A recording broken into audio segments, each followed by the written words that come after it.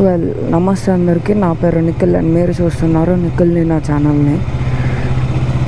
ఇప్పుడు వచ్చేసి మనం ట్యాంక్ బండ్ వైపు వెళ్తున్నాము. మెయిన్ రీజన్ ఏంటంటే నా జీటీ అయితే వర్క్ అవ్వట్లేదు, స్టార్ట్ కావట్లేదు. దానికి ఇష్యూ ఉంది. ఏం ఇష్యూ అన్నది నాకు కూడా ఇంకా క్లారిటీ లేదు. నాకైతే చాలా డౌట్స్ ఉన్నాయి. మెయిన్గా 3 ఇష్యూస్ ఉంటే ఒకటి ఆర్ఆర్ యూనిట్, ఇంకొకటి రిలే అండ్ ఇంకోటి రెక్టిఫైర్స్. వీటి గురించి నేను మెయిన్ రోడ్ ఎక్కాక మాట్లాడతా. నేనైతే ప్రజెంట్ ఆర్సీ పైన వెళ్తున్నా.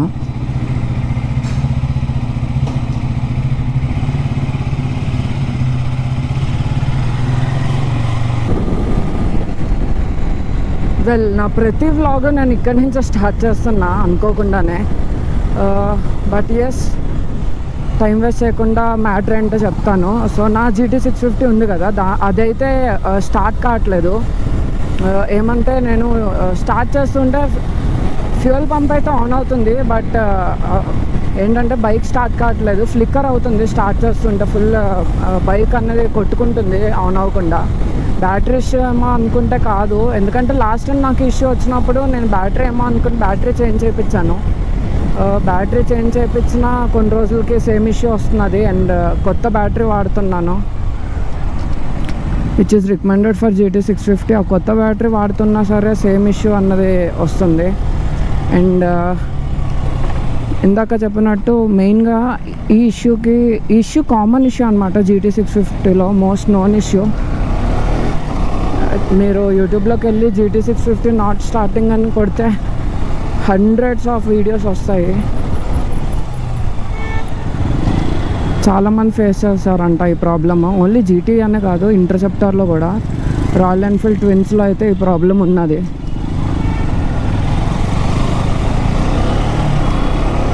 సో ఎస్, ఎంత నోన్ ఇష్యూ అయినా చాలామందికి ఎగ్జాక్ట్ ప్రాబ్లం తెలియదు. ఒక్కొక్కరికి ఒక్కొక్కలాగా సాల్వ్ అవుతుంది. కొంతమందికి స్పార్క్ ప్లగ్ చేంజ్ చేస్తే సాల్వ్ అయిపోయింది, కొంతమంది రిలే చేంజ్ అయిపోతాయి, కొంతమంది రెక్టిఫైర్స్ చేంజ్ అయిపోతాయి, అండ్ ఇంకొంతమందికి అయితే ఆర్ఆర్ యూనిట్ చేంజ్ అయిపోతాయి. సో ఎస్, నాకైతే ఫస్ట్ నుంచి ఈ మూడిటి మీద డౌట్ ఉంది. స్పార్క్ ప్లగ్ లైట్లు అండి, రెక్టిఫైర్ మీద, రిలే మీద, అండ్ అలానే ఆర్ఆర్ యూనిట్ మీద. అండ్ ఆర్ఆర్ యూనిట్ అయితే మన దాంట్లో ఆల్రెడీ స్టాక్, దాని తర్వాత ఇంకొకటి చేంజ్ చేయించాము, బట్ స్టిల్ ఇష్యూ ఉంది. సో నేను అజ్యూమ్ చేసేది ఏంటంటే ఆర్ఆర్ యూనిట్ ఇష్యూ అయితే కాదు, మోస్ట్ ప్రాబబ్లీ రిలే ఇష్యూ అయినా అయి ఉండాలి, లేదా రెక్టిఫైర్స్ ఇష్యూ అయినా అయి ఉండాలి. అండ్ రిలే కూడా కాదనుకుంటున్నాను, ఎందుకంటే లాస్ట్ టైం ఎప్పుడైతే నేను బ్యాటరీ చేంజ్ చేయించానో అప్పుడే రిలే కూడా చేంజ్ చేయించాను. రిలే చేంజ్ చేయించినా సరే సేమ్ ఇష్యూ ఉంది. So most probably RR unit issue, most probably rectifiers issue అనుకుంటున్నా. రెక్టిఫైర్స్ అంటే నథింగ్ బట్ మన అంటే AC కరెంట్ని DC కరెంట్గా మారుస్తుంది. సో మన బైక్ నుంచి వచ్చే ఎలక్ట్రికల్స్ అన్నిటికీ హై వోల్టేజ్ అవ్వకుండా, నెక్స్ట్ హై పవర్ అవ్వకుండా కొంచెం కంట్రోల్ చేస్తుంది అనమాట రెక్టిఫైర్స్. ఈవెన్ ఆర్ఆర్ యూనిట్ కూడా అదే చేస్తుంది.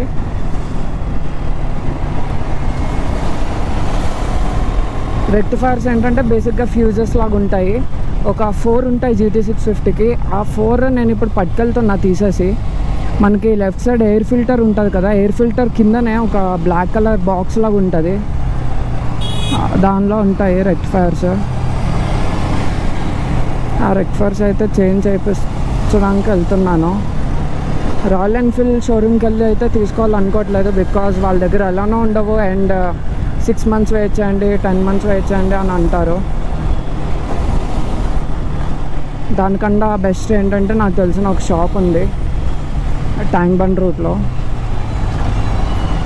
ట్యాంక్ బండ్ అంటే ప్రాపర్ ట్యాంక్ బండ్ అని కూడా కాదు, మినిస్టర్ రోడ్ ఉంది కదా, మినిస్టర్ రోడ్లో అయితే ఉంది నాకు తెలిసిన షాప్. సో అక్కడికి వెళ్ళి అక్కడ మనం అవి ఉన్నాయా లేదా అవైలబిలిటీ కనుక్కుందాం. ఇన్ కేస్ ఉంటే అవి తెచ్చుకొని మనమే రీప్లేస్ చేసేసుకోవచ్చు సింపుల్గా. సో రీప్లేస్ చేసుకుని అయితే ట్రై చేద్దాము.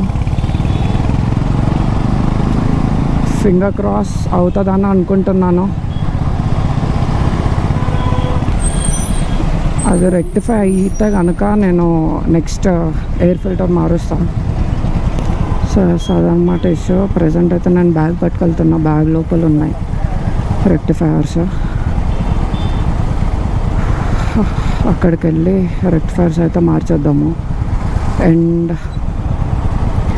ఎస్, ఆర్ఆర్ యూనిట్ అయితే ఇందాక చెప్పినట్టు ఏసీ కరెంట్ నుంచి డీసీ కరెంట్కి మారుస్తుంది. అడ్వాంటేజ్ ఏంటంటే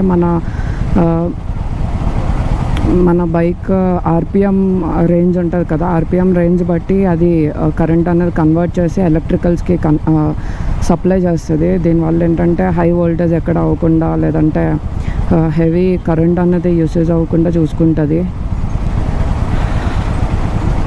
సో ఎస్, ఎప్పుడైతే మనకు ఆర్ఆర్ యూనిట్ ఇష్యూ వస్తుందో బ్యాటరీ అన్నది స్టార్ట్ కాదు. మోస్ట్ ప్రాబబ్లీ బ్యాటరీ స్టార్ట్ అవ్వకుండా ఫ్లిక్కర్ ఇష్యూ వస్తుంది. బట్ దెన్ అదైతే మెయిన్ రీజన్ కాదనుకుంటున్నాను నా బైక్ స్టార్ట్ అవ్వకపోవడానికి. అండ్ కమింగ్ టు రెక్టిఫైర్స్ కూడా సేమ్ కరెంట్ని కన్వర్షన్లో మెయిన్గా హెల్ప్ అవుతుంది. అదేంటంటే కరెక్ట్ సప్లై అయితే చేయదు, బట్ జస్ట్ కన్వర్షన్ అన్నది చేస్తుంది as far as I no.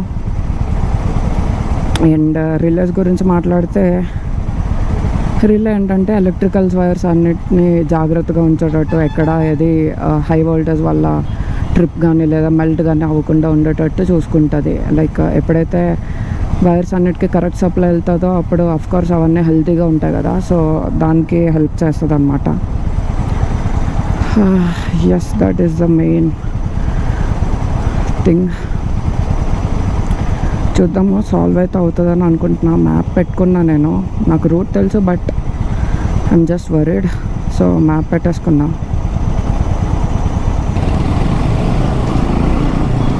ఆ ఇష్యూ కనుక రిజల్వ్ అయిపోతే ఈరోజు, రేపు ఎయిర్ ఫిల్టర్ మార్చి ఆ ఎయిర్ ఫిల్టర్ వీడియో కూడా తీసి అప్లోడ్ చేస్తా. బికాస్ చాలామంది అడుగుతున్నారు ఎయిర్ ఫిల్టర్ వీడియో గురించి కూడా.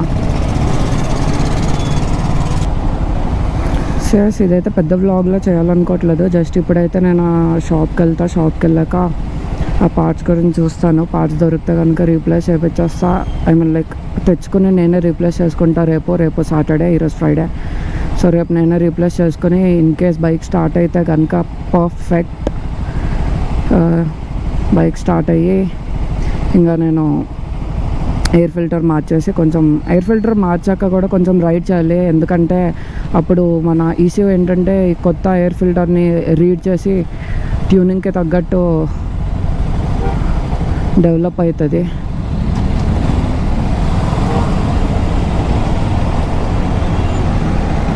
సో అదనమాట మ్యాటర్.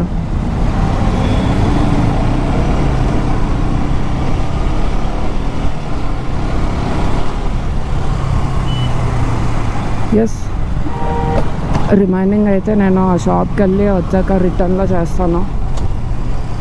అప్పటి వరకు అయితే నేను ఇంకేం వ్లాగ్ చేయను. మధ్యలో ఏమన్నా ఇంట్రెస్టింగ్గా ఉంటే వ్లాగ్ చేస్తాను. Welcome back. మనమైతే ఇప్పుడు మినిస్టర్ రోడ్లో ఉన్నాము. And this is the shop. Big shout out Lalit automobiles. Crazy collection ఉంటుంది వీళ్ళ దగ్గర. I mean like when it's coming to sourcing parts ఎప్పుడు వచ్చినా అవైలబుల్ ఉంటుంది.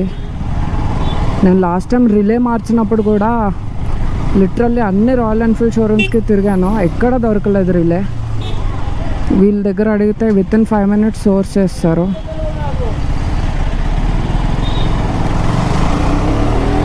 సో మనమైతే కొనేసాము రెక్టిఫైర్స్. అండ్ 4 కొన్నాము. నేను ఏమనుకున్నా అంటే 4 ఒక సెట్ లాగా వస్తుందేమో అనుకున్నా, బట్ అలా కాదంట, ఒక్కొక్కటి సెపరేట్ పీస్ కింద వస్తాయి. So 4 different pieces. And each rectifier costed me around 110 rupees.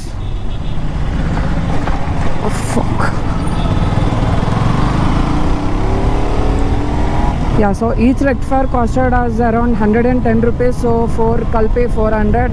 And ఒక WD-40 కూడా తీసుకున్నాను. అండ్ ప్లీజ్ ఇదైతే గుర్తుపెట్టుకోండి, WD-40 అయితే మస్ట్ ఇన్ కేస్ మీరు మీ బైక్ మీద వర్క్ చేసుకునే వాళ్ళైతే. లేదు మేము ఒక చిన్న స్క్రూ బిగించాలన్నా మెకానిక్ షాప్కి వెళ్తామా అంటే మీకు అవసరమే లేదు. But still I would suggest you to carry WD-40. దాని యూజెస్, దాని ఇంపార్టెన్స్ అన్నది మీకు ఎప్పుడైతే పని వస్తుందో అప్పుడు అర్థమవుతుంది. నా దగ్గర మొన్న WD-40 లేదు, సో రెక్టిఫైర్స్ నేను ఒక మిస్టేక్ చేశాను. దానివల్ల ఇంపాక్ట్ ఉండదు, but still instead of cleaning it with WD-40 or any other electrical cleaning lube, నేనేమంటే చైన్ లూబ్ వాడాను మోటల్ది.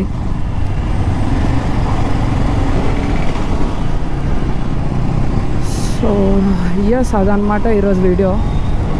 షార్ట్ బట్ ఇన్ఫర్మేటివ్ అని అనుకుంటున్నాను. బికాజ్ మీలో ఎవరికైనా GT ఉండి ఇష్యూ ఫేస్ చేస్తుంటే కనుక మీకు తెలుస్తుంది what all to be changed.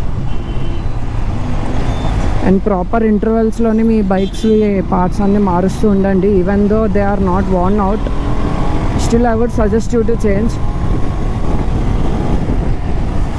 ఎందుకంటే అవి ఎప్పుడు హ్యాండ్ ఇస్తాయో తెలియదు మనకి. And if you are in some what emergency or ఏదైనా రైడ్లోనో లేదా ఎటైనా అర్జెంటుగా వెళ్ళాల్సిన పని ఉన్నప్పుడు అవగానే హ్యాండ్ ఇచ్చా అనుకోండి, అనవసరంగా ఎందుకు issue. So it's better to change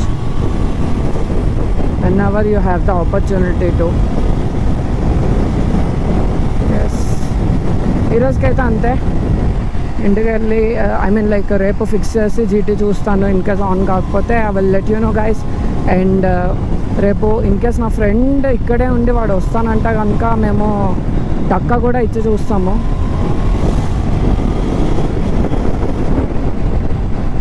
push start చేసి చూస్తాం బేసిక్గా. ఇన్ కేస్ పుష్ స్టార్ట్లో కూడా స్టార్ట్ అవ్వలేదు అంటే మళ్ళీ we should tow it back to the mechanic shop. But mostly push start చేస్తే స్టార్ట్ అయిపోతుంది. బట్ పుష్ స్టార్ట్ చేసే ఛాన్స్ కూడా రాకూడదు అని కోరుకుంటున్నాను. డైరెక్ట్ రెక్టిఫైర్స్ మారిస్తే స్టార్ట్ అయ్యేటట్టు ఉంటే కనుక perfect.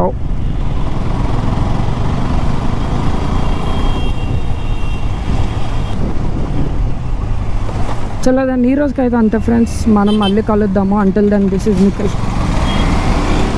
Signing off. Bye bye.